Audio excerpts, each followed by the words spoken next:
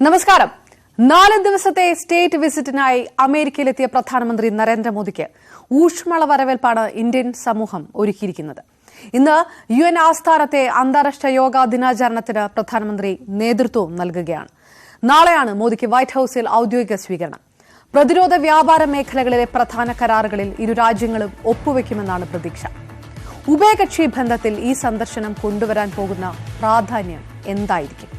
മോദിയുടെ അമേരിക്കൻ യാത്രയിൽ ചൈന ഏത് രീതിയിലാണ് ചർച്ചയാകുക? പരിശോധിക്കുന്നു ഈ അരമണിക്കൂർ. സ്വാഗതം.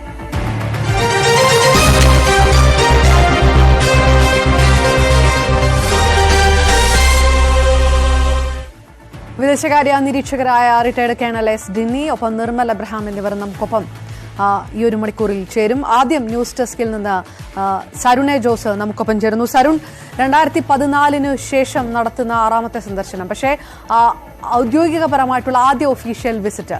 ഉഭയകക്ഷി ബന്ധം ഇരു രാജ്യങ്ങളും തമ്മിൽ എത്രത്തോളം മെച്ചപ്പെടുമെന്ന് ഉറ്റുനോക്കുന്നു ഒരു വലിയ സമൂഹം തന്നെ. എന്താണ് പ്രതീക്ഷിക്കുന്നത്? അപർണ സൂചിപ്പിച്ച പോലെ പ്രധാനമന്ത്രി നരേന്ദ്രമോദിയുടെ ആദ്യത്തെ സ്റ്റേറ്റ് വിസിറ്റാണ് ഇത്തവണത്തേത്. അമേരിക്കൻ പ്രസിഡന്റിന്റെ ഔദ്യോഗിക ക്ഷണമനുസരിച്ചാണ് പ്രധാനമന്ത്രി ഇത്തവണ അമേരിക്കയിൽ എത്തിയത്. നാളെയാണ് പ്രധാനമന്ത്രിക്ക് ഔദ്യോഗികമായി സ്വീകരണം നൽകുക. വൈറ്റ് ഹൌസിലെ ചടങ്ങിൽ ഗൺ സല്യൂട്ട് അടക്കമുള്ള ചടങ്ങുകളാണ് നാളെ സംഘടിപ്പിച്ചിട്ടുള്ളത്. ജോ ബൈഡനും ഭാര്യ ജിൽ ബൈഡനും ചേർന്നായിരിക്കും മോദിയെ സ്വീകരിക്കുക. വൈകിട്ട് വൈറ്റ് ഹൌസിൽ അത്താഴ വിരുന്നും സംഘടിപ്പിച്ചിട്ടുണ്ട്. വിശിഷ്ടാതിഥികളെയും ഈ ചടങ്ങിലേക്ക് ക്ഷണിച്ചിട്ടുണ്ട്.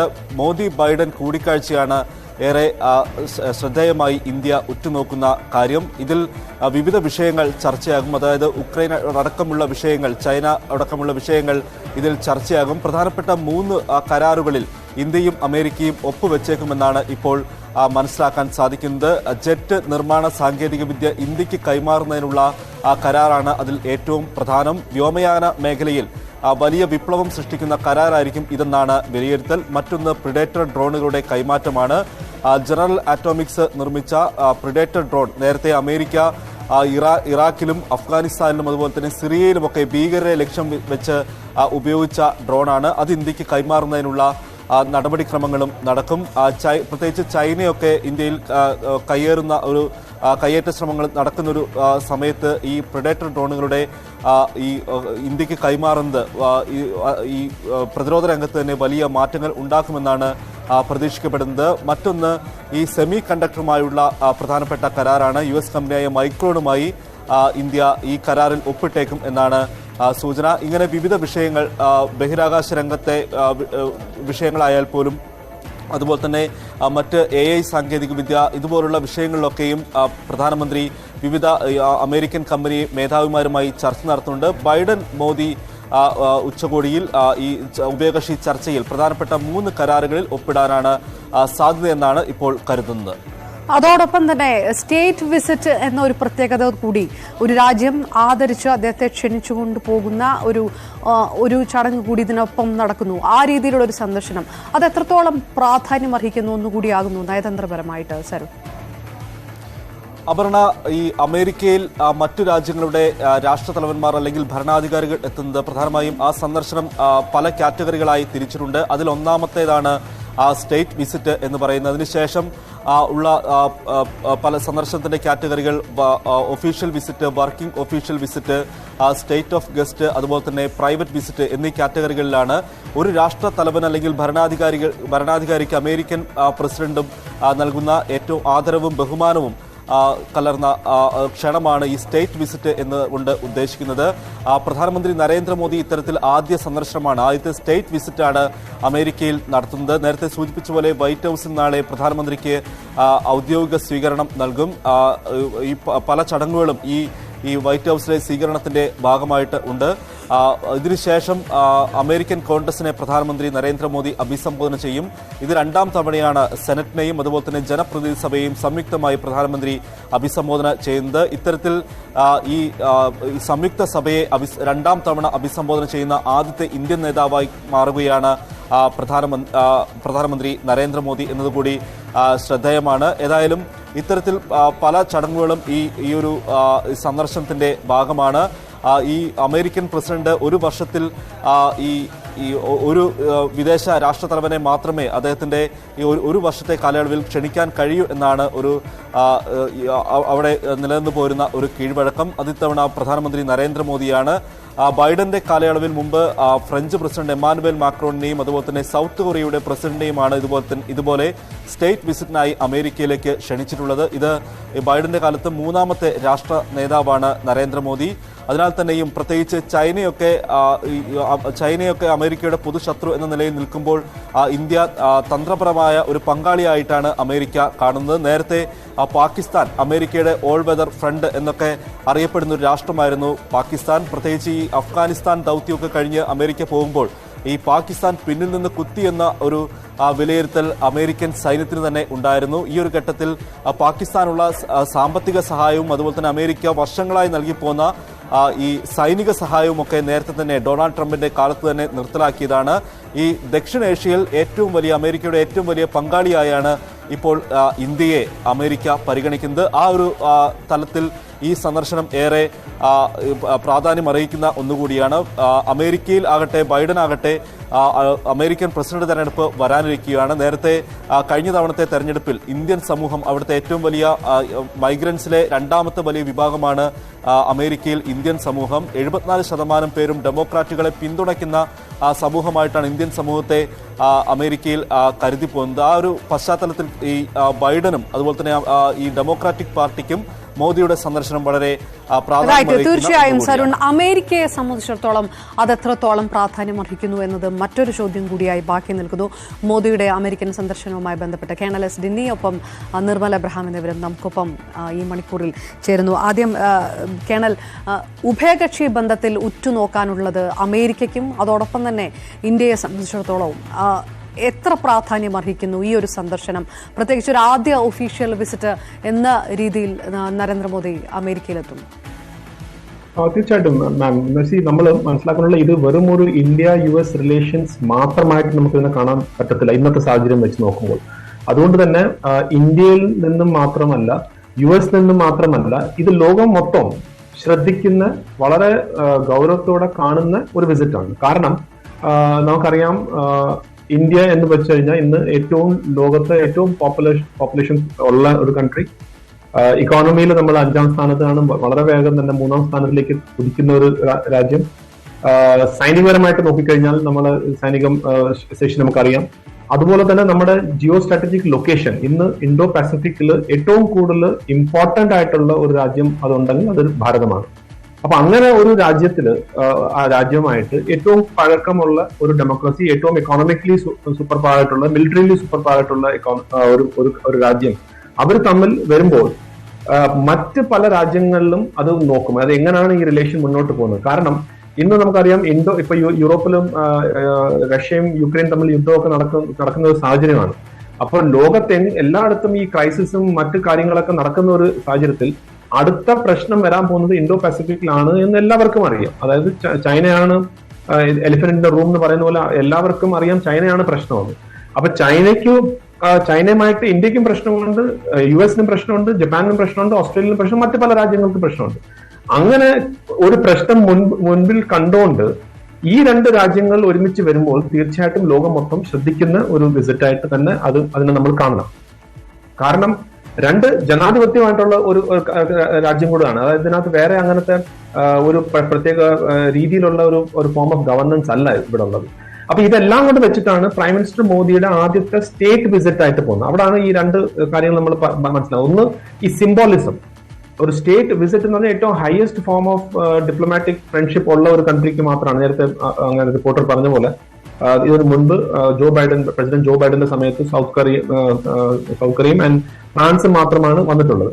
അപ്പം അങ്ങനെ ഉള്ള ഒരു രീതിയിലേക്കുള്ള ഒരു നാച്ചുറൽ അലൈ ആയിട്ട് വരുന്ന ഒരു കൺട്രി ആയിട്ട് ജോ ബൈഡൻ US-ന്റെ പ്രസിഡന്റും US-ഉം ഭാരതത്തിനെ കാണുന്നുണ്ട് എന്നും, പ്രത്യേകിച്ച് റഷ്യയും യുക്രൈനും തമ്മിലുള്ള ഒരു യുദ്ധം നടക്കുമ്പോൾ ചൈന റഷ്യയെ സപ്പോർട്ട് ചെയ്തുകൊണ്ടിരിക്കുന്ന ഒരു ടൈമും കൂടാണ്.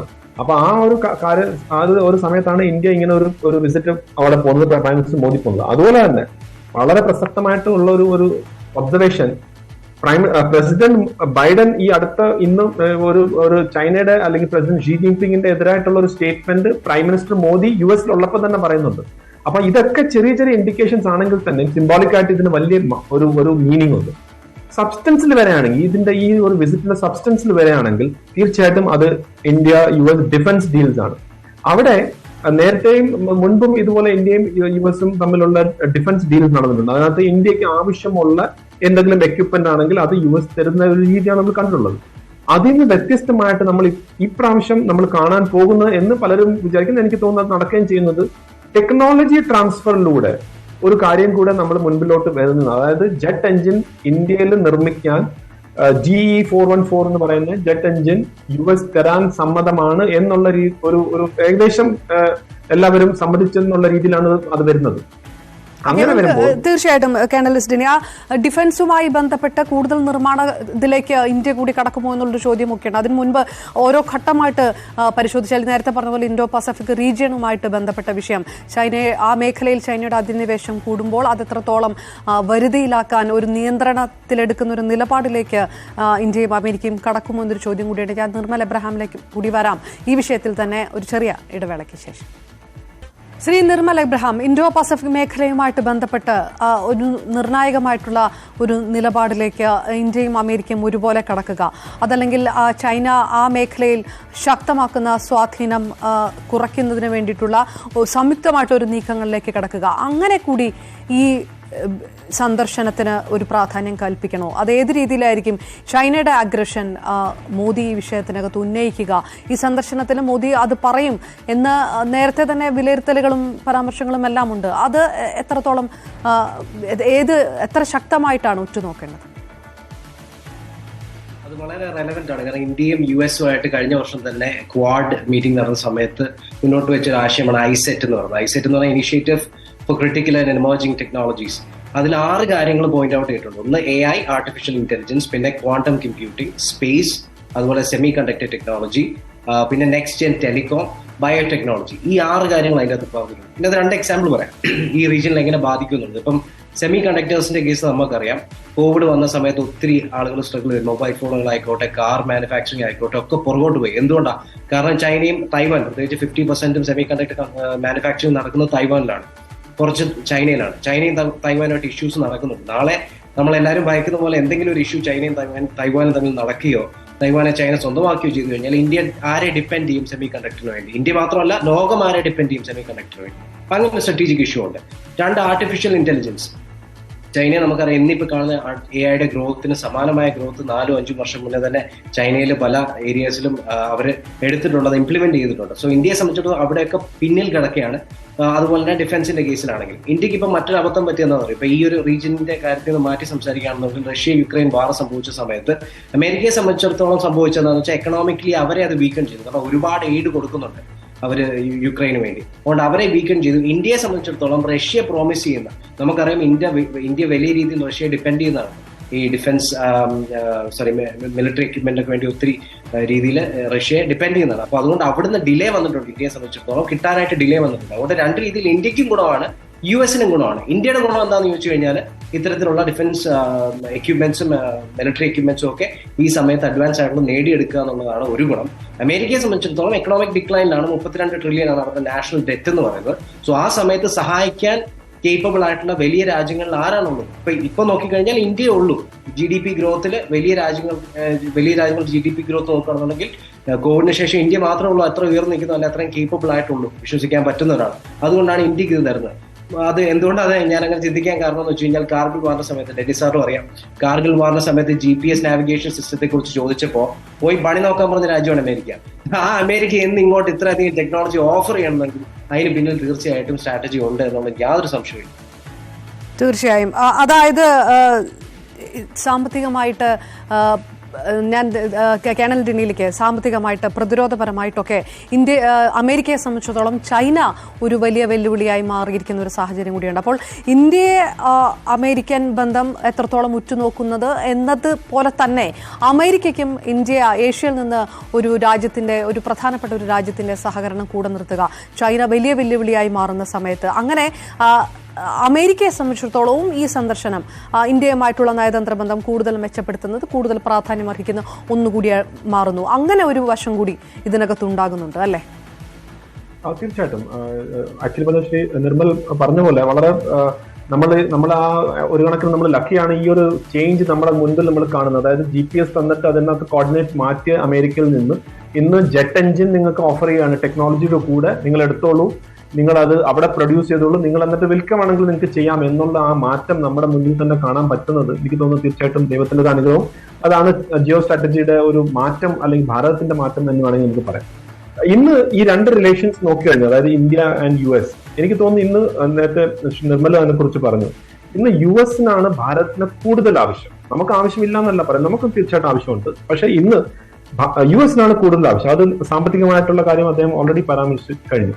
പക്ഷെ അതിലും കൂടുതൽ ഇന്ന് US-നെ ഏറ്റവും കൂടുതൽ വറി ചെയ്യുന്നത് റഷ്യ അല്ല. ഇന്ന് US-നെ ഏറ്റവും കൂടുതൽ വറി ചെയ്യുന്നത് ചൈനയാണ്. അതായത് ചൈനയുടെ വളർച്ച അവർ തന്നെ ക്ലെയിം ചെയ്ത് അത് പീസ്ഫുൾ റൈസ് അല്ല എന്ന് അവർ US-ന് ബോധ്യപ്പെട്ടപ്പോൾ കുറെ താമസിച്ചു പോയിരുന്നു. അന്ന് അപ്പോഴത്തേക്ക് ചൈന അവരുടെ യഥാർത്ഥ രൂപം പുറത്തെടുക്കാൻ തുടങ്ങിയിട്ട്, പ്രത്യേകിച്ച് ഷീ ജിൻപിങ് 2013 വന്നതിന് ശേഷം ഒരു വലിയൊരു മാറ്റമാണ് അവരുടെ കംപ്ലീറ്റ് അവരെങ്ങനെയാണ് മറ്റു രാജ്യങ്ങളായിട്ട് ഇടപെടുന്നത്, ഇൻക്ലൂഡിങ് US-ന്റെ അടുത്ത് പോലും എങ്ങനെയാണ് അവർ ഇടപെടുന്നത് എന്നുള്ള രീതിയിൽ കംപ്ലീറ്റ് ആയിട്ട് മാറ്റം വന്നു. അപ്പോഴാണ് ഈ ഒരു റിയലൈസേഷൻ US-ൽ ഉണ്ടായത്, നമ്മൾ എന്തിനാണ് വളർത്തിയത്, നമ്മൾ എങ്ങനെയാണ് ഈ ഒരു സ്റ്റേജിലേക്ക് എത്തി എന്നുള്ള ഒരു അവർക്കൊരു അപ്പോഴത്തേക്ക്. പക്ഷെ ചൈന മുൻപോട്ട് പോയിക്കഴിഞ്ഞിരുന്നു. ടെക്നോളജി ആയാലും ശരി, അവരുടെ മിലിറ്ററി ആയാലും ശരി, അവരുടെ എക്കോണമി ആയാലും ശരി, അവരുടെ റിലേഷൻസ് ആയാലും അതിലെല്ലാം ചൈന വളരെയേറെ മുൻപിൽ പോയിക്കഴിഞ്ഞു. ഇനി അവരെ എങ്ങനെ നമുക്ക് US-ന് അവരെ എങ്ങനെ നിർത്താം, അല്ലെങ്കിൽ അവരെ ഒരു ലെവലിൽ എങ്ങനെ നിർത്താം എന്നുള്ള ചിന്തയിലാണ് ഈ ക്വാഡും.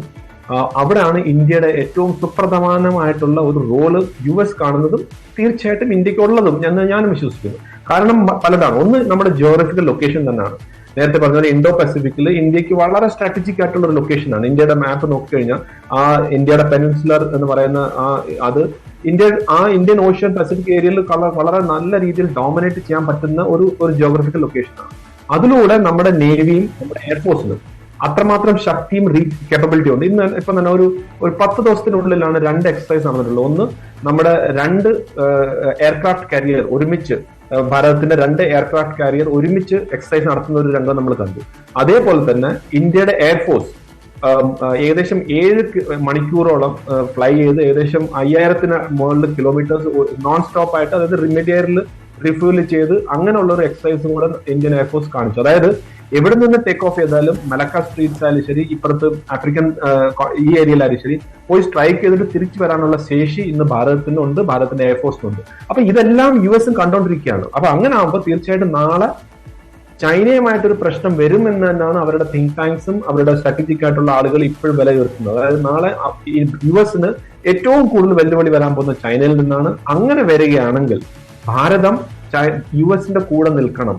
അവർ തീർച്ചയായിട്ടും US-ന്റെ കൂടെ നിൽക്കണം എന്ന് പറഞ്ഞാൽ നമ്മൾ ഉടനെ അവരെ കൂടെ പോയി യുദ്ധം ചെയ്യാനല്ല. പക്ഷെ നമുക്ക് കുറെ കാര്യങ്ങൾ അവരെ ഹെൽപ്പ് ചെയ്യാൻ പറ്റും. അതായത് ഈ ഇൻഡോ പസഫിക്കില് അവരുടെ ചൈനയുടെ 80% ഓയിൽ പോകുന്നത് ഈ ഏരിയയിലൂടെയാണ്. നമ്മുടെ ഇൻഫ്ലുവൻസിലെ ഏരിയയിലൂടെയാണ് അവരുടെ 80% ഓയിലും മറ്റ് എനർജി റിക്വയർമെന്റ്സ് പോകുന്നത്. അപ്പൊ അവിടെ ചൈനയെ നമുക്ക് വേണമെങ്കിൽ അവർക്ക് പ്രഷർ കൊടുക്കാൻ പറ്റും. അങ്ങനെയൊക്കെ ചെയ്യണമെങ്കിൽ ഭാരതത്തിന്റെ സപ്പോർട്ട് ആവശ്യമാണ്. ലോജിസ്റ്റിക് സപ്പോർട്ട് കൊടുക്കാൻ പറ്റും, നമുക്ക് ഇന്റലിജൻസ് കൊടുക്കാൻ പറ്റും, നമുക്ക് മറ്റുള്ള കാര്യം. അതുപോലെ തന്നെ വേറൊരു വളരെ ഇമ്പോർട്ടന്റ് ആയിട്ടുള്ള കാര്യം എന്ന് വെച്ച് കഴിഞ്ഞാൽ, ഇന്നും നടന്നുകൊണ്ടിരിക്കുന്നത് ഇന്ത്യയും ചൈനയും തമ്മിൽ ബോർഡേഴ്സ്, ഹിമാലയൻ ബോർഡറിൽ ഒരു പ്രശ്നം നടന്നുകൊണ്ടിരിക്കുകയാണ്. അതുകൊണ്ട് എന്താ പറ്റുന്നത്, ഇന്ത്യയുടെ ട്രൂപ്സും അവിടെ ഡിപ്ലോയിഡ് ആണ്, ചൈനയുടെ നല്ലൊരു ഭാഗം ട്രൂപ്സും ഈ ഹിമാലയൻ ബോർഡേഴ്സിൽ ഡിപ്ലോയിഡ് ആണ്. അവർക്ക് അവിടെ നിർത്തുകൊണ്ട് പോകാൻ പറ്റുന്നില്ല. അപ്പൊ നാളെ ഇന്ത്യയുടെ ട്രൂപ്സ് വെറും ഹിമാലയൻ ബോർഡേഴ്സിൽ ഡിപ്ലോയ് ചെയ്യുകയാണെങ്കിൽ മാത്രം തന്നെ ചൈനയ്ക്ക് നല്ലൊരു ശതമാനം ട്രൂപ്സ് അവിടെ ഡിപ്ലോയ് ചെയ്യേണ്ടി വരും. അങ്ങനെ വരുമ്പോൾ US-ന് തൈവാനിലെ പ്രശ്നം വരുമ്പോൾ അവിടെ അത്രയും ട്രൂപ്സ് കുറഞ്ഞേ കിട്ടത്തുള്ളൂ. ഇതേ സ്ട്രാറ്റജി എന്നാണ് പണ്ട് ചൈന നമ്മളെ അഗേൻസ്റ്റ് ചെയ്തിട്ടുള്ളത്. അപ്പൊ അത് തിരിച്ചു ചെയ്യണമെങ്കിൽ നമ്മളിപ്പോ യുദ്ധത്തിൽ ഭാഗമൊന്നും ആവണ്ട, നമ്മളൊന്ന് ആക്റ്റീവ് ആക്കിയ നമ്മളെ ബോർഡേഴ്സ് ആക്റ്റീവ് ആക്കി കഴിഞ്ഞാൽ അത് തന്നെ US-നെ ഒക്കെ പോലുള്ള കൺട്രീസിന് വലിയൊരു രീതിയിലേക്ക് മാറും. പിന്നെ നാലാമത്തെ കാര്യം എന്ന് വെച്ച് കഴിഞ്ഞാൽ, നാളെ ഈ ക്വാഡ് ഇന്നൊരു മിലിറ്ററി അലയൻസ് അല്ല, പക്ഷെ നാളെ ഈ ക്വാഡ് ഒരു മിലിറ്ററി അലയൻസ് ആയി മാറിക്കൂടാന്ന് നമുക്ക് ഒരിക്കലും പറയാൻ പറ്റത്തില്ല. കാരണം അതിനകത്ത് US-ഉം ജപ്പാനും ഓസ്ട്രേലിയയും അവർ വളരെ ക്ലിയർ ആണ്, അവർക്കൊരു മിലിറ്ററി അലയൻസ് വേണം. പക്ഷെ ഭാരതം മാത്രമാണ് ഇപ്പോഴും അതിനൊരു മിലിറ്ററി അലയൻസ് ആയിട്ടില്ല, വേണ്ട എന്നുള്ള രീതിയിൽ നിൽക്കുന്നത്. എന്നിരുന്നാലും ഭാരതവും ഈ രാജ്യങ്ങൾ തമ്മിൽ ട്രൈലാറ്ററലും ബൈലാറ്ററലുമായിട്ട് ട്രെയിനിങ് എക്സസൈസ് ധാരാളം ചെയ്യുന്നുണ്ട്. ഇന്ത്യയും US തമ്മിലുള്ള ട്രെയിനിങ് ചെയ്യുന്നുണ്ട്, ഇന്ത്യയും ഓസ്ട്രേലിയയും ചെയ്യുന്നുണ്ട്, ഇന്ത്യ ജപ്പാൻ ചെയ്യുന്നുണ്ട്. അങ്ങനെ ട്രെയിനിങ് ചെയ്യുന്നതിന്റെ ഭാഗമായിട്ട് നാളെ ഒരു പ്രശ്നം വരെയാണ്, നാളെ ഒരു മിലിറ്ററി ഓപ്പറേഷൻ ചെയ്യുകയാണെങ്കിൽ ഈസി ആയിട്ട് വന്ന് ഒരുമിച്ച് ജോയിൻ ചെയ്ത് ഓപ്പറേഷൻ ചെയ്യാൻ പറ്റുന്ന രീതിയിലേക്ക്. അപ്പൊ ഇതെല്ലാം ചൈനയും ശ്രദ്ധിക്കുകയാണ്. അപ്പൊ ഇത് ഒരു ഡിഫറൻസ് ആയിട്ട് ആക്ട് ചെയ്യും. അത് തീർച്ചയായും ഞാൻ തിരിച്ചെത്താം. ചൈന എന്ന വിഷയത്തിനകത്ത് എടുക്കുന്ന നിലപാട് പോലെ തന്നെ റഷ്യ, അഗ്രഷൻ ഓഫ് റഷ്യയിലും ഏത് ശക്തമായ നിലപാടിലേക്ക് ഇന്ത്യ കടക്കുന്നു എന്നുള്ള ഒരു സൂചനകൾ നേരത്തെ തന്നെ നരേന്ദ്രമോദി നൽകി കഴിഞ്ഞു. ആ വിഷയത്തിലേക്ക് കൂടി വരാം ഒരു ചെറിയ ഇടവേള. Shri Nirmal Abraham, aggression of റഷ്യയും ഏത് രീതിയിലായിരിക്കും ഉന്നയിക്കപ്പെടുക, ചർച്ചയ്ക്ക് വരിക? ഇതുവരെ റഷ്യ യുക്രൈൻ വിഷയത്തിനകത്ത് ഏറ്റുമുട്ടൽ പാടില്ല എന്നൊരു നിലപാട് സ്വീകരിച്ചു വന്ന ഇന്ത്യ ഇന്നലെ നരേന്ദ്രമോദി അവിടെ സമാധാനം പുലരണം എന്നൊരു നിലപാടിലേക്ക് കടക്കുമ്പോൾ അത് ഈ നാറ്റോയും അമേരിക്കയും ഒക്കെ സ്വീകരിക്കുന്ന നിലപാടിന് ആനുപാതികമായിട്ട് അല്ലെങ്കിൽ അതിനോട് ചേർന്ന് പോകുന്ന ഒരു നിലപാടിലേക്ക് വളരെ പ്രത്യക്ഷമായിട്ട് ഇന്ത്യ കടക്കുന്നു എന്ന് കൂടി വിലയിരുത്തപ്പെടുന്നു. ഇല്ല, അദ്ദേഹം എനിക്കൊന്ന് വളരെ ഡിപ്ലോമാറ്റിക് ആയിട്ടാണ് ഉത്തരം കൊടുത്തത് ഞാൻ വിശ്വസിക്കുന്നത്. അതായത് ഇന്ത്യ ബിലീവ്സ് ഇൻ പീസ് എന്നാ പറഞ്ഞത്, അല്ലാതെ റഷ്യ പീസ്ഫുൾ ആയിട്ട് മാറണം അല്ലെങ്കിൽ പീസ്ഫുൾ ആയിട്ട് ആക്ടിവിറ്റീസ് ചെയ്യണം എന്നൊന്നും അദ്ദേഹം പറഞ്ഞ വളരെ ഡിപ്ലോമാറ്റിക് ആയിട്ട് പറഞ്ഞു. അതിനും വാൾ സ്ട്രീറ്റ് ജേർണലിന്റെ റിപ്പോർട്ടർ ഇന്റർവ്യൂവർ ചോദിച്ചു മറുപടി, അതുകൊണ്ട് താങ്കൾ ഉദ്ദേശിക്കുന്ന റഷ്യ പീസ്ഫുൾ ആയി മാറണമെന്നാണോ എന്ന് ചോദിച്ചു കഴിഞ്ഞപ്പോൾ അദ്ദേഹം പറഞ്ഞു അങ്ങനെയാണ് ആളുകൾ ചിന്തിക്കുന്നതെന്ന് എനിക്ക് തോന്നുന്നില്ല എന്നൊക്കെ വളരെ ഡിപ്ലോമാറ്റിക് ആയിട്ടാണ് പറഞ്ഞത്. അല്ലാതെ ഒരിക്കലും റഷ്യയുടെ അഗ്രഷന് ഒരു അറുതി ഉണ്ടാവണമെന്ന് അദ്ദേഹം ഔട്ട്റൈറ്റ്ലി പറഞ്ഞിട്ടില്ല, എന്റെ വിശ്വാസം ശരിയാണെങ്കിൽ. റഷ്യ വിഷയം ചർച്ചയ്ക്ക് വരും അല്ലെങ്കിൽ അത് ചൈന പോലെ അതൊരു അല്ലെങ്കിൽ ഒരിക്കലും മോദിയെ പ്രഷറൈസ് ചെയ്ത് ഒരു നയം മാറ്റം ഉണ്ടാക്കുക എന്നുള്ളത് ഇപ്പം സാധ്യമായ കാര്യമല്ല. ഓക്കെ, കേണൽ ഡിന്നി, താങ്കൾ എന്ത് കരുതുന്നു? അവിടെയുള്ള മൈഗ്രൻസ് ആയിട്ടുള്ള ഇന്ത്യൻ ഒറിജിനുള്ള രാഷ്ട്രീയ പ്രവർത്തകരുടെ ഭാഗത്തു നിന്ന് ഉയർന്നിരിക്കുന്ന പ്രതികരണം ചൈന വിഷയത്തിൽ എന്ന പോലെ തന്നെ റഷ്യ വിഷയത്തിലും ഇന്ത്യ നിലപാട് ഉയർത്തിപ്പിടിക്കും, അല്ലെങ്കിൽ പ്രധാനമന്ത്രി നരേന്ദ്രമോദി ആ രീതിയിലുള്ള അഭിപ്രായ പ്രകടനങ്ങൾ നടത്തും ചർച്ചയിൽ എന്നുള്ള വിഷയങ്ങളൊക്കെയുണ്ട് മാധ്യമങ്ങൾ റിപ്പോർട്ട് ചെയ്തു വരുന്നത്. ആ രീതിയിലുള്ള ഒരു നിലപാടിലേക്ക് ഇന്ത്യ കടക്കാനുള്ള സാധ്യതയുണ്ട്? ഇല്ല, എനിക്ക് തോന്നുന്നു ഞാൻ ശ്രീ നിർമ്മൽ പറഞ്ഞതിനകത്ത് കംപ്ലീറ്റ്ലി എഗ്രി ചെയ്യുന്നുണ്ട്. അതായത് പ്രൈം മിനിസ്റ്റർ മോദി വളരെ വ്യക്തമായിട്ട് പറഞ്ഞ ഞങ്ങൾ ന്യൂട്രൽ ആണ് എന്നാണ് പലരും വിചാരിക്കുന്നത്, പക്ഷെ ഞങ്ങൾ ന്യൂട്രൽ അല്ല. ഞങ്ങൾ വളരെ ക്ലിയർ ആയിട്ട് പറഞ്ഞിട്ടുണ്ട്, അതായത് ഭാരതം വളരെ ക്ലിയർ ആയിട്ട് പറഞ്ഞ് യുദ്ധത്തിന് എതിരാണ് എന്നാണ് പുള്ളി പറഞ്ഞത്. അതായത് യുദ്ധം ഒരു സൊല്യൂഷൻ അല്ല. നേരത്തെയും പറഞ്ഞിട്ടുണ്ട് this is not the time for war എന്നുള്ള ഫേമസ് ആയിട്ടുള്ള സ്റ്റേറ്റ്മെന്റ് പോലെ തന്നെ ഇപ്പോഴും പ്രൈം മിനിസ്റ്റർ മോദി അത് വീണ്ടും ആവർത്തിക്കുകയായിരുന്നു. അതായത് യുദ്ധത്തിന് എതിരാണ് ഞങ്ങൾ എന്നാണ് പുള്ളി പറഞ്ഞിട്ടുള്ളത്. അപ്പൊ റഷ്യയുടെ എതിരാണെന്നോ അല്ലെങ്കിൽ മറ്റു കാര്യങ്ങളൊന്നും. അതിന്റെ കൂടെ തന്നെ അദ്ദേഹം വേറൊരു കാര്യം പറഞ്ഞത്, അതായത് രാജ്യത്തിന്റെ സോവറിനിറ്റി അത് കാക്കാൻ എല്ലാവരും ബാധ്യസ്ഥരാണ് എന്നും കൂടെ അദ്ദേഹം ചേർത്തിട്ടുണ്ട്. കാരണം ഇതിനകത്ത് ഒരു റഷ്യയുടെ എഗെയിൻസ്റ്റ് ആയിട്ട് ഇതുവരെ ഒരു സ്റ്റേറ്റ്മെന്റും നമ്മൾ പറഞ്ഞിട്ടില്ല. അത് എത്രയും ഈ ഒരു യുദ്ധം നടന്ന സമയത്ത്, അതായത് റഷ്യ യുക്രൈൻ നടന്ന യുദ്ധം തുടങ്ങിയ സമയത്തായിരുന്നു ഏറ്റവും കൂടുതൽ ഡിപ്ലോമാറ്റിക് പ്രഷർ നമ്മളിൽ വന്നിരുന്ന സമയം. പക്ഷെ അന്ന് പോലും ഇന്ത്യ വളരെ ന്യൂട്രൽ ആയിട്ട് നിന്ന് അതിനകത്ത് എനിക്ക് തോന്നുന്നു എക്സ്റ്റേണൽ അഫയേഴ്സ് മിനിസ്റ്റർ ജയശങ്കർക്ക് വളരെ പ്രൊഫഷണൽ ആയിട്ടും വളരെ ബ്ലണ്ട് ആയിട്ടും വളരെ കോൺഫിഡന്റ് ആയിട്ടും നമ്മുടെ നയം എന്താണെന്ന് ലോകത്ത് പറഞ്ഞു കഴിഞ്ഞിരിക്കും. അപ്പൊ ഇന്ന് ഭാരതത്തിന്റെ പ്രൈം മിനിസ്റ്റർ മോദി അവിടെ ചെന്ന് വിസിറ്റ് നടത്തുമ്പം US-ന് എക്സാക്ട്ലി അറിയാം ഇന്ത്യയുടെ സ്റ്റാൻഡ് എന്താണെന്ന് റഷ്യയുടെ സംബന്ധിച്ചോളം. അപ്പൊ അവിടെ ഒരു വിട്ടുവീഴ്ചയ്ക്കും ഇന്ത്യ തയ്യാറാവത്തില്ല എന്ന് എല്ലാവർക്കും അറിയാം. അതുപോലെ തന്നെ ഇന്ത്യ റഷ്യയുടെ അഗെയിൻസ്റ്റ് ആയിട്ട് ഒരു സ്റ്റേറ്റ്മെന്റ് നടത്തുമെന്നുള്ള യാതൊരു ധാരണയും എനിക്കില്ല. അതിൽ നടക്കാനും സാധ്യത തീരെയില്ല. അപ്പൊ അത് US എക്സ്പെക്റ്റും ചെയ്യുന്നില്ല. US എക്സ്പെക്ട് ചെയ്യുന്നത് രണ്ട് കാര്യങ്ങളാണ്. ഒന്ന്, സാമ്പത്തികമായിട്ട് ഇന്ത്യയെ നമ്മൾ എത്രമാത്രം അടുക്കാൻ പറ്റും. ജിയോ സ്ട്രാറ്റജിക്കലി ചൈനയുടെ അഗെയിൻസ്റ്റ് എന്ന് പരോക്ഷമായിട്ട് പറഞ്ഞില്ലെങ്കിൽ തന്നെ മറ്റ് നടപടികൾ എന്തൊക്കെ ചെയ്യാൻ പറ്റും എന്നുള്ള രീതിയിലേക്ക് മാത്രമാണ്.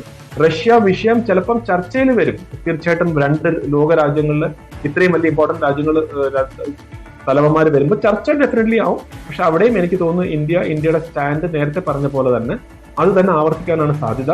റഷ്യ തള്ളി പറയുന്ന ഒരു സ്റ്റേജ് അല്ലെങ്കിൽ അങ്ങനെ ഒരു സ്റ്റേറ്റ്മെന്റ് വരാൻ സാധ്യതയില്ല എന്ന് തന്നെയാണ് ഞാനും വിശ്വസിക്കുന്നത്. ഓക്കെ, നമ്മൾ ആ ഡിഫൻസുമായി ബന്ധപ്പെട്ട് കൂടുതൽ ഇതിലേക്ക് കടക്കുകയാണെങ്കിൽ അമേരിക്ക വ്യക്തമാക്കുന്ന അല്ലെങ്കിൽ അമേരിക്ക പുറത്തേക്ക് കൂടി വ്യക്തമാക്കാൻ താല്പര്യപ്പെടുന്ന ഒരു നിലപാട് പാകിസ്ഥാന് ചൈന ഈയിടെ ഡ്രോണുകൾ അടക്കമുള്ളവ നൽകിയ ഒരു സാഹചര്യമെല്ലാം നിലനിൽക്കുന്ന ഒരു സമയത്തു കൂടിയാണ് US ഡ്രോണുകൾ ഇന്ത്യക്ക് നൽകാനുള്ള ഒരു തീരുമാനത്തിലേക്ക് അമേരിക്ക കടക്കുന്നത്. സ്വാഭാവികമായിട്ടും അമേരിക്കയുമായിട്ട് വളരെയധികം അടുപ്പമുള്ള രാജ്യങ്ങൾക്ക് അല്ലെങ്കിൽ നാറ്റോ രാജ്യങ്ങൾക്ക് മാത്രം അങ്ങനെ അത് കൊടുക്കുന്ന ഒരു നിലപാടുള്ള ഒരു അമേരിക്കയെ സംബന്ധിച്ചിടത്തോളം ഇന്ത്യക്ക് ഇതിനൊരു പകരത്തിന് പകരം എന്ന രീതിയിലുള്ള ഒരു സന്ദേശം കൂടി ലോകരാഷ്ട്രങ്ങൾക്ക് മുന്നിൽ വെക്കാൻ അമേരിക്ക ഉദ്ദേശിക്കുന്നുണ്ട് എന്നുകൂടി അതിനർത്ഥമാക്കേണ്ടതുണ്ട്.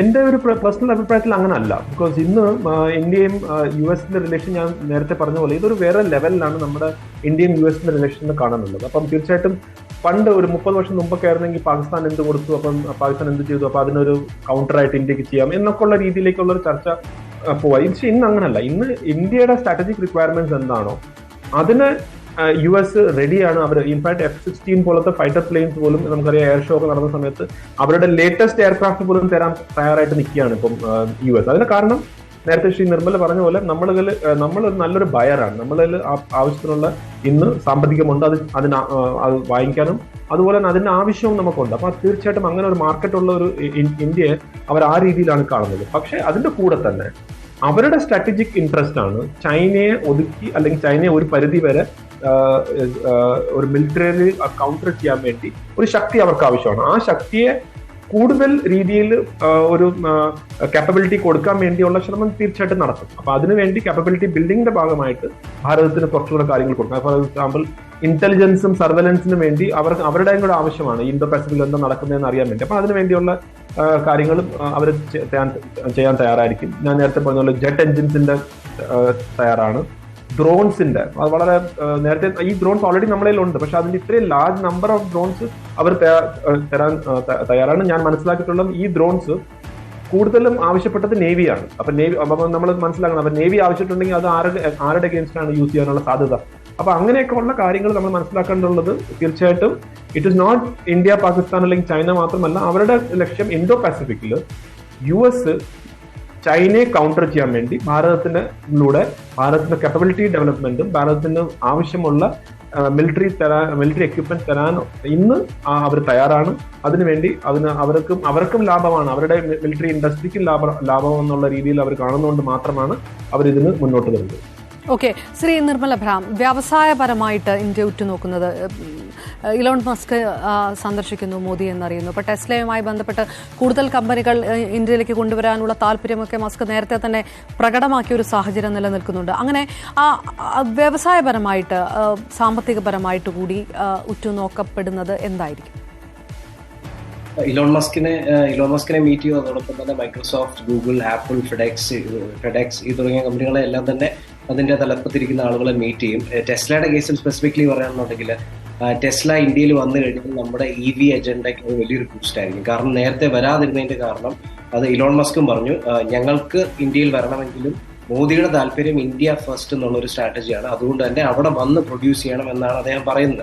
എന്നുള്ളതിലൊരു കൺക്ലൂഷൻ എത്താൻ സാധിച്ചാൽ ഇന്ത്യയിൽ ഒരു 30 ലക്ഷം രൂപ അടുത്ത് വരുന്ന ഇലക്ട്രിക് വെഹിക്കിളുകൾ ടെസ്ല കൊണ്ടുവന്നു കഴിഞ്ഞാൽ EV അജണ്ട ബൂസ്റ്റ് ചെയ്യും. എങ്ങനെ ബൂസ്റ്റ് ചെയ്യുന്ന ചോദിച്ചു കഴിഞ്ഞാൽ ഇന്നിപ്പം EV നേരിടുന്ന ഏറ്റവും വലിയ പ്രശ്നം എന്ന് വെച്ചാൽ ചാർജിങ് ടൈമുകളാണ്. നമുക്കിവിടെ ഉള്ള ഏറ്റവും ഫാസ്റ്റസ്റ്റ് ചാർജേഴ്സ് പോലും 45 മുതൽ 50 മിനിറ്റ് വരെയാണ് ഫുൾ ചാർജിങ്ങിന് എടുക്കുന്നത്. പക്ഷെ ടെസ്ലയുടെ ഒരു പ്രത്യേകത, ലോകത്ത് ടെസ്ലയ്ക്ക് മാത്രമേ ആ പ്രത്യേകതയുള്ളൂ, 20 മിനിറ്റ് അല്ലെങ്കിൽ 30 മിനിറ്റിന്റെ സൂപ്പർ ചാർജേഴ്സ് ടെസ്ലയ്ക്കുണ്ട്. അപ്പൊ ടെസ്ലയുടെ ഇൻഫ്രാസ്ട്രക്ചർ ഇന്ത്യൻ ഗവൺമെന്റിന് ഇവിടെ കൊണ്ടുവരാൻ സാധിച്ചു കഴിഞ്ഞാൽ തീർച്ചയായിട്ടും ഒരുപാട് ആളുകൾ EV-യിലോട്ട് മാറാൻ സാധ്യതയുണ്ട്. നേരത്തെ ഉണ്ടായിരുന്ന തടസ്സം എന്ന് പറഞ്ഞാൽ 100% ഇമ്പോർട്ട് ഡ്യൂട്ടി വെക്കുന്നതുകൊണ്ട് ടെസ്ല ഇങ്ങോട്ട് ഇമ്പോർട്ട് ചെയ്ത് കഴിഞ്ഞാൽ 60 ലക്ഷം രൂപയായിരിക്കും ടെസ്ലയുടെ സ്റ്റാർട്ടിംഗ് പ്രൈസ്. അത് പോസിബിൾ അല്ലാത്തതുകൊണ്ടാണ് നേരത്തെ ടെസ്ലയായിട്ടുള്ള ഡിസ്കഷൻസ് പാളിപ്പോയത്. പക്ഷേ ഇത്തവണ അതിനൊരു കൺക്ലൂഷൻ വരുമെന്ന് വിചാരിക്കുന്നു. ഒപ്പം തന്നെ നേരത്തെ സൂചിപ്പിച്ച സെമി കണ്ടക്ടറിന്റെ കേസ്, അത് ഡെന്നിസ് സാർ പറഞ്ഞതിനൊപ്പം ആഡ് ചെയ്യാം. വാർ കൂടാതെ തന്നെ നമുക്ക് സ്ട്രാറ്റജിക്കലി ചൈനയുടെ സ്ട്രെങ്ത്തിനെ പിടിച്ചെടുത്താൻ പറ്റുന്ന ഒരു കാര്യമാണ് സെമി കണ്ടക്ടർ ടെക്നോളജി.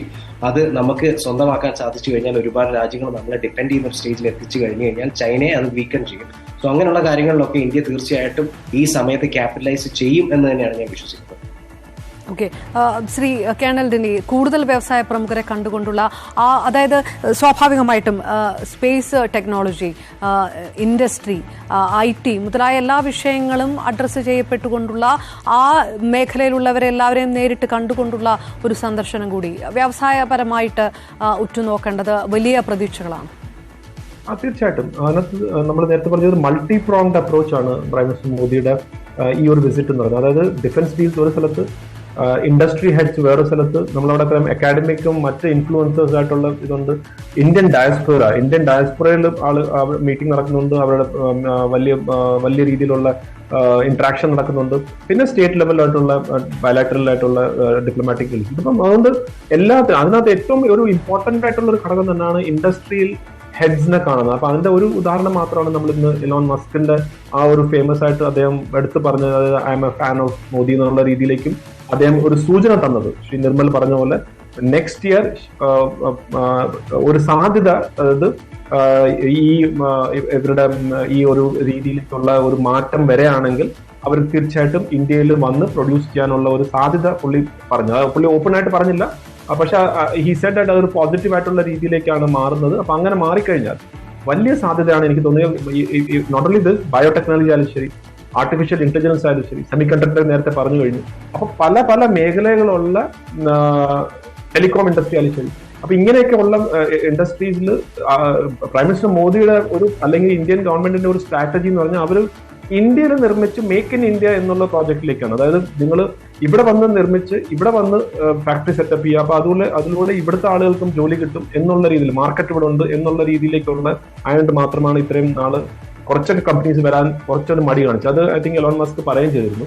അതായത് he keeps putting India's interest first എന്നുള്ള രീതി. അപ്പൊ അവരുടെ ഒരു ബിസിനസ് ഇതാണ്. അപ്പൊ പുള്ളി പറഞ്ഞു അതെനിക്ക് മനസ്സിലാവുന്ന കാര്യമാണ്. അപ്പൊ നമുക്ക് രണ്ടുപേർക്കും ജോയിൻ ചെയ്ത് വരുന്ന ഒരു രീതിയിലേക്കാണെങ്കിൽ തീർച്ചയായിട്ടും എനിക്ക് തോന്നുന്നു അടുത്ത വർഷം ടെസ്ലയുടെ ഒരു വലിയൊരു ഒരു ജോയിന്റ് വെഞ്ചർ ആയാലും ശരി, ചിലപ്പോൾ ഇൻഡിപെൻഡന്റ് ആയാലും ശരി, ഒരു രീതി ഇവിടെ ഇന്ത്യയിലും വരും എന്ന് തന്നെയാണ് ഞാൻ മനസ്സിലാക്കുന്നത്.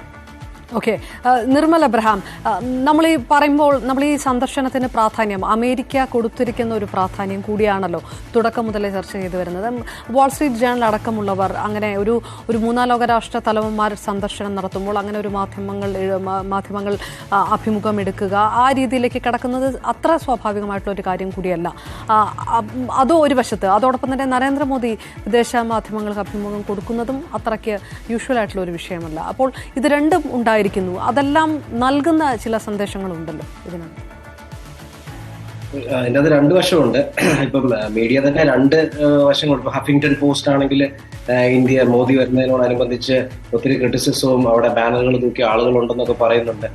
അതേപോലെ വന്നിട്ട് ഞാൻ മീഡിയ ഔട്ട്ലെറ്റ്സിന്റെ പേരെടുത്ത് പറയുന്നില്ല, പൊളിറ്റിക്കൽ അലൈൻമെന്റ് ഡിഫറെന്റ് ആയിട്ട് നിൽക്കുന്ന മീഡിയ ഔട്ട്ലെറ്റ്സ് വ്യത്യസ്തമായ വാർത്തകൾ വിടുന്നുണ്ട്. പക്ഷേ രാജ്യത്തെ സംബന്ധിച്ചിടത്തോളം പ്രത്യേകിച്ച് സ്പേസ് ഒക്കെ എടുത്തോളൂ. സ്പേസിൽ നീൽ ഡിഗ്രാസ് ടൈസൺ എന്ന് പറയുന്ന സയന്റിസ്റ്റിനെയാണ് അദ്ദേഹം മീറ്റ് ചെയ്തത്.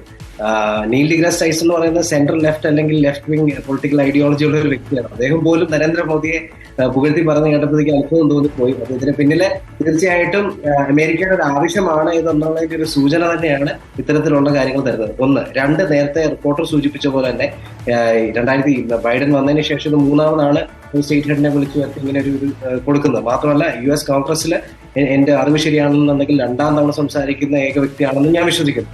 കാരണം ഒരു ടേമിൽ ഇരിക്കുന്ന മറ്റാരും അങ്ങനെ വന്നിട്ടില്ല. മോദി ഇത് രണ്ടാം തവണ 2016 ചെന്നു, ഇതിപ്പോ 2023 വീണ്ടും സംസാരിക്കുന്നു. സോ അങ്ങനെയൊക്കെ നോക്കുമ്പോൾ കൊടുക്കുന്ന പ്രാധാന്യം വളരെ വലുതാണ്. അത് കാണിക്കുന്നത് ഇന്ത്യയെ അമേരിക്ക ഏത് തരത്തിലോട്ട് എലിവേറ്റ് ചെയ്തു എന്നുള്ളതാണ് കാണിക്കുന്നത്. അത് ശരിക്കും പറഞ്ഞു കഴിഞ്ഞാൽ പൊളിറ്റിക്കൽ അലൈൻമെന്റ്സും അഫിലിയേഷൻസും മാറ്റിവെച്ച് നോക്കുകയാണെന്നുണ്ടെങ്കിൽ ഇന്ത്യക്കാരെന്നുള്ള നിലയിൽ നമുക്ക് അഭിമാനിക്കാൻ കഴിയുന്ന ഒരു കാര്യം തന്നെയാണ്. റൈറ്റ്, ഞാൻ തിരികെ എത്താം, രണ്ടുപേരിലേക്കും എത്താം, ഈ ചർച്ചയിലേക്ക് കൂടി എത്താം. ഒരു ചെറിയ ഇടവേള കൂടി ആവശ്യമാണ്. വീണ്ടും കേണൽ ഡിന്നി, നേരത്തെ നമ്മൾ പറഞ്ഞു നിർത്തിയതുപോലെ ഒരു മീഡിയയുടെ ഒരു സ്ട്രാറ്റജി, അത് പല രീതിയിലുള്ള ക്രിറ്റിസിസങ്ങളും ഒരു വശത്തുണ്ടെങ്കിൽ പോലും അമേരിക്കൻ മീഡിയ ഇതിനകത്ത് എടുത്തിരിക്കുന്ന ഒരു നിലപാട്, അത് അമേരിക്കയുടെ നിലപാട് കൂടി, അമേരിക്കയുടെ ആവശ്യം കൂടി വ്യക്തമാക്കുന്ന രീതിയിലേക്കുള്ള ഒരു പ്രാധാന്യം, അതേത് രീതിയിലാണ് കാണേണ്ടത്? മീഡിയയെ സംബന്ധിച്ചിടത്തോളം എനിക്ക് പറയാനുള്ളത്, ഇന്ത്യയിലെ മീഡിയ പോലെ തന്നെ US-ലും മീഡിയ ഫ്രീ എന്നാണെന്നാണ് ഞാൻ വിശ്വസിക്കുന്നത്. അവർക്ക് അവരുടേതായിട്ടുള്ള എഡിറ്റോറിയൽ ലൈൻസ് ഉണ്ട്. അതായത് പൊളിറ്റിക്കൽ അഫിലിയേഷൻ കാണും, പക്ഷെ ആ എഡിറ്റോറിയൽ ലൈൻസ് തന്നെയാണ് അവര് ഇതുവരെ ഞാൻ കണ്ടിട്ടുള്ളത്. പക്ഷെ ഇതിന്റെ വേറൊരു വശം കൂടെ നമ്മൾ തൊടാതെ പോകുന്നത് എനിക്കൊന്നും ശരിയായിരിക്കത്തില്ല. ബിക്കോസ് ഇന്നലെ മെനിഞ്ഞാന്ന് ഒരു റിപ്പോർട്ട് ഉണ്ടായിരുന്നു. അത് ISI, പാകിസ്ഥാൻ ISIയുടെ ഒരു ടൂൾ കിറ്റ് പുറത്തു വന്നു. അതായത് പ്രൈം മിനിസ്റ്റർ മോദി ഇവിടെ വരുമ്പോൾ എന്തൊക്കെ കാര്യങ്ങൾ ചെയ്യണം, ഈ വിസിറ്റിനെ ഡിസ്റപ്റ്റ് ചെയ്യാനും ഈ വിസിറ്റിന് അദ്ദേഹത്തിന് അല്ലെങ്കിൽ ഇന്ത്യയെ എങ്ങനെ നമുക്ക് ഇതിന് നെഗറ്റീവ് പബ്ലിസിറ്റി കൊടുക്കാൻ പറ്റും എന്നുള്ള ഒരു ഡീറ്റെയിൽ ആയിട്ടൊരു പ്ലാൻ നമ്മൾ പുറത്ത് ഞാൻ കണ്ടിരുന്നു. അപ്പൊ അതിനകത്ത് ഈ #ടാഗ്സ് ഉണ്ടായിരുന്നു. അതിനകത്ത് നിങ്ങൾക്ക് വേണമെങ്കിൽ ജോയിൻ ചെയ്യാമെന്ന് പറഞ്ഞിട്ടുള്ള ഒരു ഗൂഗിൾ ഫോംസ് ഒക്കെ വന്നിരുന്നു. അതുപോലെ തന്നെ ചില ക്യാമ്പയിൻസ്, ഇമ്പോർട്ടന്റ് ആയിട്ടുള്ള സ്ഥലത്ത് പോസ്റ്റേഴ്സും മറ്റു കാര്യങ്ങളും. അതിന്റെ ഭാഗമായിട്ട് ചില മീഡിയയിൽ അറ്റ്ലീസ്റ്റ് അവർക്ക് വേണമെങ്കിൽ അങ്ങനത്തുള്ള ന്യൂസും, എനിക്കൊന്ന് ആംനസ്റ്റി ഇന്റർനാഷണൽ പോലെ ഹ്യൂമൻ റൈറ്റ്സ് വാച്ച് എന്നൊക്കെ പറയുന്ന ഓർഗനൈസേഷൻസ് ഒക്കെ ഇങ്ങനത്തേക്കുള്ള വിഷയം റേസ് ചെയ്യാൻ വേണ്ടിയുള്ള കാര്യങ്ങൾ അവർ BBC ഡോക്യുമെന്ററി കാണിക്കുന്നത്. അപ്പം പറയുന്നത് ഇന്ത്യയുടെ ഒരു ഗ്രോത്ത് വളരുമ്പോൾ തീർച്ചയായിട്ടും പല ശക്തികൾ അല്ലെങ്കിൽ പല രാജ്യങ്ങൾ അല്ലെങ്കിൽ പല താല്പര്യങ്ങൾ അങ്ങനെ നടക്കരുത് എന്ന് ആഗ്രഹിക്കുന്നത് സ്വാഭാവികമാണല്ലോ. അങ്ങനെ ഒരെണ്ണം ഉണ്ടല്ലോ. നമുക്ക് അത് തീർച്ചയായിട്ടും അവരും ആക്റ്റീവ് ആവും. അപ്പൊ അവരും ഈ ഒരു സമയത്ത് ഏറ്റവും കൂടുതൽ വിസിബിലിറ്റി ഉള്ള ഒരു വിസിറ്റ് ആണ്, ലോകം മൊത്തം നോക്കുന്ന ഒരു വിസിറ്റ് ആണ് പ്രൈം മിനിസ്റ്റർ മോദി അവിടെ പോകുന്നത്. അപ്പൊ തീർച്ചയായിട്ടും അങ്ങനെ ഹൈ വിസിബിലിറ്റി ഉള്ള ഒരു വിസിറ്റിൽ നെഗറ്റീവ് പബ്ലിസിറ്റി കൊടുക്കാൻ ഏറ്റവും കൂടുതൽ ചാൻസും ഉള്ളതാണ്. അവരുടെ ഏതെങ്കിലും ഇപ്പൊ ഖാലിസ്ഥാനി, അതിനകത്ത് ഉള്ള ഖാലിസ്ഥാനി ഗ്രൂപ്പ്സ് അവർ ആക്റ്റീവായിട്ട് ഇതിനെ പ്രൊപ്പഗേറ്റ് ചെയ്യുന്നു എന്നുള്ള കാര്യങ്ങളായിരുന്നു പുറത്തു വന്നത്. അപ്പം തീർച്ചയായിട്ടും അങ്ങനെ എന്തെങ്കിലും ഒരു ഇൻസിഡന്റ് വരെയോ അല്ലെങ്കിൽ എന്തെങ്കിലും ഒരു പബ്ലിസിറ്റി കിട്ടിയാൽ അവരുടെ രാഷ്ട്രീയ ലക്ഷ്യം എന്താണോ അത് പുറത്തോട്ട് വരാൻ സാധിക്കുമെന്നാണ്. അപ്പൊ അതുകൊണ്ട് ഈ മീഡിയ, എനിക്ക് തോന്നുന്നു ഇന്ത്യയെ പോലെ തന്നെ US-ലും അവരുടേതായിട്ടുള്ള ലൈൻ ഉണ്ട്, അവരുടെ പൊളിറ്റിക്കൽ ലൈൻ ഉണ്ട്, അവരുടെ ബിസിനസ് ലൈൻസ് ഉണ്ട്. പക്ഷെ ഇതിന്റെ ഇടയ്ക്ക് പാകിസ്ഥാൻ ISI ഡെഫിനറ്റ്ലി ഒരു ഇൻഫ്ലുവൻസ് ഓപ്പറേഷൻസ് എന്ന് പറയുന്ന ഭാഗമായിട്ട് അതിന്റെ നെഗറ്റീവ് പബ്ലിസിറ്റി കൊടുക്കാനുള്ള ശ്രമം നടത്തുന്നുണ്ട്. പക്ഷെ ഇന്ന് ഇന്ത്യ അതിനെ റിയലൈസ് ചെയ്യുന്നതുകൊണ്ടാണ് എനിക്ക് തോന്നുന്നു പ്രൈം മിനിസ്റ്റർ മോദി പോകുന്നതിന് മുമ്പ് തന്നെ വാൾ സ്ട്രീറ്റ് ജേർണൽ പോലുള്ള ഒരു ജേർണൽ വളരെ വ്യക്തമായിട്ട് ഒരു ഇന്റർവ്യൂ കൊടുക്കുകയും ഇന്ത്യയും US തമ്മിലുള്ള റിലേഷൻ എന്താണെന്നും ഇന്ത്യ റഷ്യയുടെ പൊസിഷൻ എവിടെയാണ് ഇന്ത്യ എന്നുള്ള വളരെ ക്ലിയർ ആയിട്ട് നേരത്തെ പറഞ്ഞിട്ട് പോകുന്നെന്ന് എനിക്ക് തോന്നുന്നു. അപ്പം മീഡിയ ഇന്നൊരു ഒരു മീഡിയ ഓഫ് ഇൻഫർമേഷൻ മാത്രമല്ല, അതൊരു വാർഫെയർ കൂടാണ്. അപ്പൊ that's A different subject all together. പക്ഷെ അങ്ങനെയൊക്കെയുള്ള കാര്യങ്ങൾ നടക്കുന്നുണ്ട് എന്ന് നമ്മൾ മനസ്സിലാക്കണം. നിർമ്മല അബ്രഹാം, മണിപ്പൂർ വിഷയവുമായിട്ടെല്ലാം ബന്ധപ്പെട്ട് ഉയർന്നിരിക്കുന്ന വലിയ പ്രതിഷേധങ്ങളൊക്കെ ഒരു വശത്തുണ്ട്. പക്ഷേ അതൊന്നും ഒരു ഘട്ടത്തിനപ്പുറത്തേക്ക് പോകാതെ നോക്കാനുള്ള ഒരു ഡിപ്ലോമാറ്റിക് നീക്കങ്ങൾ കൂടി അമേരിക്ക എന്ന രാജ്യത്തിന്റെ ഭാഗത്തു നിന്നുണ്ടാകും. അതിന്റെ ആഭ്യന്തരപരമായിട്ട് എന്ന് പ്രതീക്ഷിക്കാൻ കഴിയുമോ? കാരണം ഇതൊരു സാധാരണ സന്ദർശനമെന്ന ഉപരി ഇതൊരു ഒഫീഷ്യൽ വിസിറ്റ് ആകുമ്പോൾ, ഇതൊരു സ്റ്റേറ്റ് വിസിറ്റായി മാറുമ്പോൾ ആ രീതിയിലുള്ള ഒരു ഇടപെടലുകൾ ഭരണകൂടത്തിന്റെ ഭാഗത്തു നിന്നുണ്ടാകുക അമേരിക്കയുടെ ഒരു രീതി വെച്ചിട്ട് അത് പ്രതീക്ഷിക്കാമോ? പക്ഷേ അത് രണ്ട് ആംഗിളിൽ ചിന്തിക്കാം. ഒന്ന് ജനങ്ങളുടെ ആംഗിളിലും മീഡിയയുടെ ആംഗിളിൽ ചിന്തിക്കാം, രണ്ട് രാജ്യങ്ങളുടെ ആംഗിളിൽ ചിന്തിക്കാം. രാജ്യങ്ങളുടെ ആംഗിളിൽ ചിന്തിക്കുമ്പോഴത്തേക്കും ഇതിൻ്റെ അകത്ത് അവരുടെ മുന്നിൽ നിൽക്കുന്നത് സ്ട്രാറ്റജിക് ആയിട്ടുള്ള ടൈസും ടെക്നോളജിക്കൽ ആയിട്ടുള്ള ടൈസും എക്കണോമിക് ആയിട്ടുള്ള ബെനിഫിറ്റുമാണ്. അത് മുന്നിൽ നിൽക്കുമ്പോൾ മറ്റു കാര്യങ്ങളൊക്കെ ഇവർ തഴയും, അതിൽ യാതൊരു സംശയവുമില്ല. പക്ഷേ ഇതേ കാര്യങ്ങൾ ഇപ്പോൾ നേരത്തെ ഡെൻസാൻ സൂചിപ്പിച്ച പോലെ അംനസ്റ്റി ഇന്റർനാഷണൽ വന്നിരുന്നു. അത് BBC ഡോക്യുമെന്ററി അവിടെ പലയിടങ്ങളിലും പല സിറ്റീസിലും ഓൾറെഡി പ്രദർശിപ്പിച്ചു കഴിഞ്ഞു. സോ അങ്ങനെയുള്ള പ്രതിഷേധങ്ങൾ തീർച്ചയായിട്ടും ഉണ്ടാകും. നേരത്തെ റഷ്യൻ വിഷയം ചർച്ചയാകുമെന്ന് ചോദിച്ച പോലെ തന്നെ മണിപ്പൂർ വിഷയം ചർച്ചയായേക്കാം, ചോദ്യങ്ങൾ വന്നേക്കാം. പക്ഷെ അത് ഈ പറയുന്ന ആക്ടിവിറ്റി, ഈ പറയുന്ന സ്ട്രാറ്റജിക് അലയൻസിന് യാതൊരു തടസ്സവും അത് കൊണ്ടുവരില്ല. പക്ഷെ ഇതൊക്കെ റേസ് ചെയ്യാനായിട്ട് തീർച്ചയായിട്ടും മീഡിയയും അവിടുത്തെ ജനങ്ങളും പ്രൊട്ടസ്റ്റേഴ്സും ഡിഫറെന്റ് പൊളിറ്റിക്കൽ അഫിലിയേഷൻസ് ഉള്ള ആളുകളും എല്ലാം തന്നെ തീർച്ചയായിട്ടും ഇത് റേസ് ചെയ്യും. ഈ വിഷയങ്ങൾ തീർച്ചയായിട്ടും റേസ് ചെയ്യും. പക്ഷെ അത് നമുക്ക് ഈ പറഞ്ഞ സ്ട്രാറ്റജിക് അലയൻസിന് യാതൊരു തടസ്സവും ഉണ്ടാക്കില്ല എന്നാണ് ഞാൻ വിശ്വസിക്കുന്നത്. Okay, colonel Lini, state visit അതിന്റെ ഒരു പ്രാധാന്യം അത് കൂടി എടുത്ത് പറഞ്ഞു പോകണമല്ലോ. നമ്മൾ ഈ വിഷയങ്ങളെല്ലാം ചർച്ച ചെയ്യുമ്പോൾ സ്റ്റേറ്റ് വിസിറ്റ് എന്ന് പറയുന്നതിന്റെ ഒരു പ്രാധാന്യം അത് അതെ തീർച്ചയായും കേണൽ ലിനി അദ്ദേഹത്തിലേക്ക് വരുന്നതിന് മുന്നേ ഇപ്പോൾ നമ്മൾ കണ്ടുകൊണ്ടിരിക്കുന്നത് UN ആസ്ഥാനത്ത് അന്താരാഷ്ട്ര യോഗാ ദിനാചരണത്തിന്റെ തത്സമയ ദൃശ്യങ്ങൾ കൂടിയാണ് ഇപ്പോൾ കണ്ടുകൊണ്ടിരിക്കുന്നത്. പ്രധാനമന്ത്രി നരേന്ദ്രമോദി അതിൽ നേതൃത്വം നൽകുകയും ചെയ്യും, അദ്ദേഹം അതിനകത്ത് പങ്കെടുക്കുകയും ചെയ്യുന്നുണ്ട്. കേണൽ ലിനി, ഞാൻ ചോദിച്ചത് ആ സ്റ്റേറ്റ് വിസിറ്റ് എന്ന് പറയുന്നതിന്റെ ആ ഒരു പ്രാധാന്യമുണ്ടല്ലോ, അത് ഏത് രീതിയിൽ കൂടിയാണ് വ്യാഖ്യാനിക്കുന്നത്? തീർച്ചയായിട്ടും സ്റ്റേറ്റ് വിസിറ്റിന് ultimate form of diplomatic relations എന്നാണ്. അതായത് പ്രത്യേകിച്ച് US സംബന്ധിച്ചോളം സ്റ്റേറ്റ് വിസിറ്റിന് അവരുടെ ഏറ്റവും അത്രമാത്രം അവർ ഒരു രാജ്യത്തിന് ക്ലോസ് ആയിട്ട് കാണുന്നവരെ മാത്രമാണ് അവർ സ്റ്റേറ്റ് വിസിറ്റ് ആയിട്ട് പരിഗണിക്കുക. മറ്റുള്ള ഒഫീഷ്യൽ വിസിറ്റും വർക്കിംഗ് ഒഫീഷ്യൽ വിസിറ്റും ഒക്കെ നടക്കാറുണ്ടെങ്കിലും സ്റ്റേറ്റ് വിസിറ്റ് എന്ന് പറഞ്ഞു കഴിഞ്ഞാൽ ആ രാജ്യമായിട്ട് US-ന് അത്രമാത്രം അടുപ്പവും അല്ലെങ്കിൽ അത്രമാത്രം വില കൽപ്പിക്കുന്നു എന്നാണ്. പ്രത്യേകിച്ച് പ്രൈം മിനിസ്റ്റർ മോദിയുടെ കാര്യത്തിൽ രണ്ടാം തവണയാണ് അദ്ദേഹം US കോൺഗ്രസിൽ സംസാരിക്കാൻ വരുന്നത്. അതായത് സ്പീച്ച് കൊടുക്കാൻ വേണ്ടി ജോയിന്റ് സെഷനിൽ രണ്ടാമത്തെ. എനിക്ക് തോന്നുന്നു ഇതിന് മുൻപായിട്ട് നെൽസൺ മണ്ടേലയും വിൻസെന്റ് ചർച്ചിലിനെ പോലുള്ള ആളുകൾക്ക് മാത്രമേ അങ്ങനത്തെ ഒരു ഭാഗ്യം കിട്ടുള്ളൂ, 2 പ്രാവശ്യം ജോയിന്റ് സെഷനിൽ വരിക എന്നുള്ളത്. അപ്പൊ തീർച്ചയായിട്ടും ഇതെല്ലാം ഞാൻ ഫസ്റ്റ് പറഞ്ഞ പോലെ ഇതൊരു സിംബോളിക് ആയിട്ടുള്ള കാര്യങ്ങൾ നോക്കുകയാണെങ്കിൽ ഇതിലും വലുതായിട്ട് ഡിപ്ലോമാറ്റിക്കലി രണ്ട് രാജ്യങ്ങൾ തമ്മിലുള്ള റിലേഷൻ എത്രമാത്രം ശക്തമാണെന്ന് കാണിക്കാൻ വേറെ കാര്യങ്ങളില്ല. അതായത് നിങ്ങൾ ഒരു സ്റ്റേറ്റ് വിസിറ്റിൽ വിളിക്കുക, ജോയിന്റ് സെഷനിൽ നിങ്ങൾ അഡ്രസ് ചെയ്യുക, ഒഫീഷ്യൽ ഡിന്നർ ചെയ്യുക, നമ്മൾ പ്രോട്ടോകോൾ വിട്ടിട്ട് മറ്റു കാര്യങ്ങൾ ചെയ്യുക. ഇതൊക്കെ കാണിക്കുന്നത് എത്രമാത്രം വില ഇന്ന് US ഭാരതത്തിനും ഭാരതത്തിന്റെ പ്രധാനമന്ത്രിക്കും ഇവിടുത്തെ ആളുകളെയും എത്രമാത്രം വില കൊടുക്കുന്നു എന്നുള്ളത് തന്നെയാണ് തീർച്ചയായിട്ടും ഈ സ്റ്റേറ്റ് വിസിറ്റിലൂടെ നമുക്ക് മനസ്സിലാക്കാനുള്ളത്. ഓക്കെ, അതോടൊപ്പം തന്നെ ശ്രീ നിർമ്മല എബ്രഹാം, അമേരിക്കൻ കോൺഗ്രസിനെ അഭിസംബോധന ചെയ്യാൻ രണ്ടാമതും അവസരം ലഭിക്കുന്നു. ഞാൻ തിരികെ എത്താം. അന്താരാഷ്ട്ര യോഗാ ദിനാചരണം ഇന്ന് അന്താരാഷ്ട്ര യോഗാ ദിനമാണ്. പ്രധാനമന്ത്രി നരേന്ദ്രമോദിയുടെ നേതൃത്വത്തിൽ ഐക്യരാഷ്ട്രസഭാ ആസ്ഥാനത്ത് അന്താരാഷ്ട്ര യോഗ ദിനാചരണ പരിപാടികൾ തുടങ്ങുകയാണ്. അദ്ദേഹം ചടങ്ങിലേക്ക് എത്തുന്നതിന്റെ ദൃശ്യങ്ങൾ കൂടിയാണ് ഇപ്പോൾ കണ്ടുകൊണ്ടിരിക്കുന്നത്. 180-ലധികം രാജ്യങ്ങളിൽ നിന്നുള്ള പ്രതിനിധികളാണ് ഈ ചടങ്ങിൽ പങ്കെടുക്കുന്നത്. ഏതാനും സമയങ്ങൾക്കുള്ളിൽ അതിന് തുടക്കമാകുമെന്നുള്ള ഒരു പ്രതീക്ഷ കൂടിയുണ്ട്. അതിന്റെ ദൃശ്യങ്ങൾ കൂടിയാണ്